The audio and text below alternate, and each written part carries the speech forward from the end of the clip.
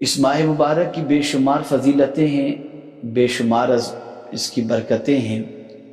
اور خاص طور پر قرآن مقدس میں حرمت والے مہینوں میں جس چیز کا حکم دیا گیا وہ ہے فَلَا تَظْلِمُوا فِيهِنَّ أَنفُسَكُمْ، اور ان حرمت والے مہینوں میں اپنی جان پر ظلم نہ کرو، یعنی گناہوں سے اپنے آپ کو ہلاک نہ کرو، اپنی جان کو گناہوں سے بچانے کی کوشش کرو۔ میرے پیارے آقا صلی اللہ تعالی علیہ وسلم کے پیارے دیوانوں، چونکہ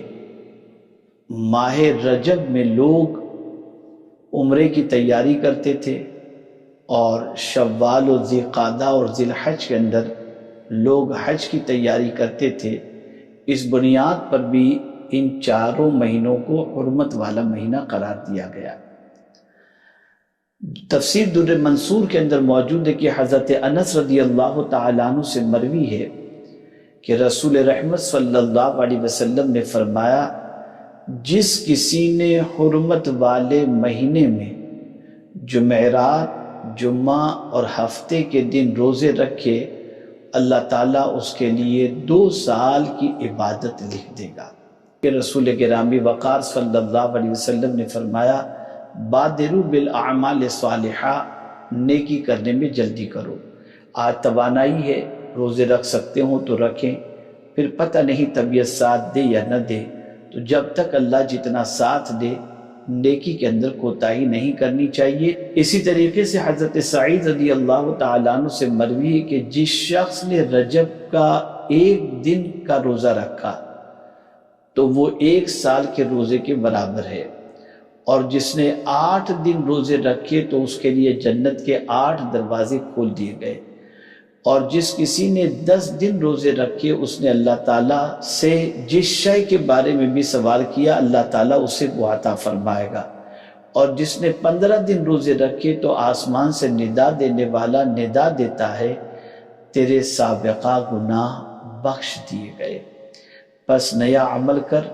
تمہارے گناہوں کو نیکیوں میں تبدیل کر دیا جائے گا۔ امام بہقی نے حضرت انس رضی اللہ تعالیٰ عنہ سے مرفوعاً روایت بیان کی ہے کہ رجب میں 1 رات ہے جس میں اعمال صالحہ کرنے والے کے لیے 100 سال کی نیکیاں لکھی جاتی ہیں۔ اس سے مراد وہ رات ہے جبکہ رجب کے 3 دن باقی ہوں، یعنی 27ویں رات۔ بس جس کسی نے اس میں 12 رکعتیں نفل پڑھی اور ہر رکعت میں سورہ فاتحہ اور اس کے ساتھ قرآن کریم کی کوئی سورت پڑھتا رہا، اور ہر 2 رکعت پر تشہد کیا اور ان کے آخر میں سلام پھیر دیا، پھر 100 بار یہ پڑھا سبحان اللہ والحمد للہ ولا الہ الا اللہ واللہ اکبر، اور پھر 100 بار اللہ تعالیٰ سے استغفار کیا، یعنی استغفر اللہ ربی من کل ذنب واتوب الیہ پڑھا، پھر 100 بار رسول اعظم صلی اللہ علیہ وسلم پر درود پاک پڑھا، تو وہ امور دنیا اور امور آخرت میں سے جو چاہے اپنے لیے مانگے، پھر صبح کو روزہ رکھے، اللہ تعالیٰ اس کی ہر دعا کو قبول فرمائے گا، بشرطے کہ وہ معصیت اور گناہ کی دعا نہ ہو۔ تو میرے پیارے آقا صلی اللہ علیہ وسلم کے پیارے دیوانوں، یہ مراد پوری ہونے کی رات ہے۔ امام علامہ بہقی رحمۃ اللہ تعالی علیہ نے حضرت انس رضی اللہ تعالیٰ عنہ سے مرفوعاً روایت بیان کی کہ مہینوں میں سے رجب کا مہینہ انتہائی حیران کن ہے، وہ شہر اللہ ہے،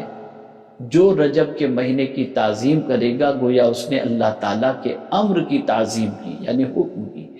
اور جو اللہ تعالیٰ کے امر کی تعظیم کرے گا اللہ تعالیٰ اسے نعمتوں بری جنتوں میں داخل فرمائے گا اور اس کے لیے اپنی عظیم رضا واجب کر دے گا۔ میرے پیارے آقا صلی اللہ علیہ وسلم کے پیارے دیوانوں،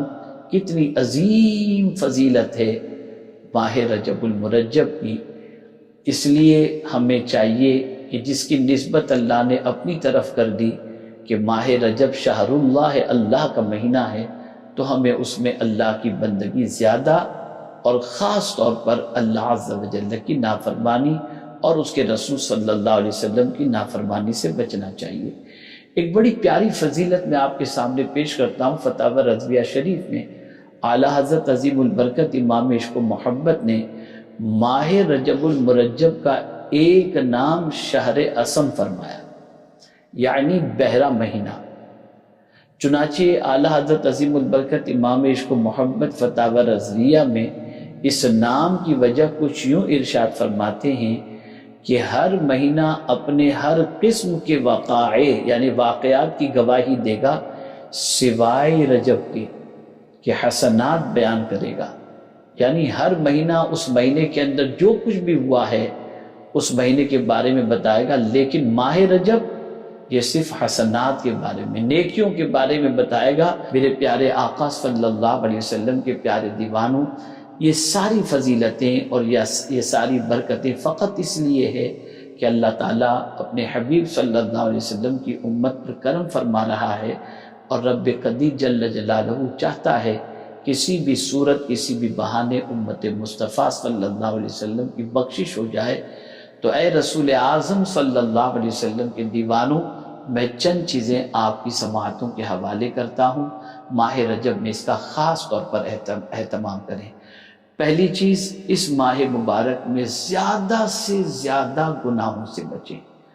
دوسری چیز، اس ماہ مبارک میں کثرت سے توبہ و استغفار کریں۔ تیسری چیز، اس ماہ مبارک میں درود مبارکہ کی کثرت کریں۔ چوتھی چیز، اس ماہ مبارک کی راتوں کو عبادت کے ذریعے زندہ کریں۔ اور پانچویں چیز، اس ماہ مبارک کے روزے رکھیں جتنی بھی اللہ توفیق دے، اور کثرت سے قرآن شریف کی تلاوت کریں۔ نوافل کی کثرت، نوافل روزے کی کثرت، اس کا فائدہ اپنی جگہ پر ہے، لیکن اگر ہمارے ذمے قضا نمازیں ہوں اور قضا روزے ہوں تو پہلے اس کی ادائیگی کی نیت سے اس ماہ مبارک کے اندر اپنے ان قضا روزوں اور قضا نماز کو آپ ادا کریں۔ انشاءاللہ جو برکتیں اور فضیلتیں نفل کے حوالے سے احادیث کے اندر موجود ہیں، اللہ کی ذات سے امید ہے کہ قضا ادا کرنے کے عوض کے اندر اللہ تعالیٰ ان برکتوں سے بھی ضرور مالا مال فرمائے گا۔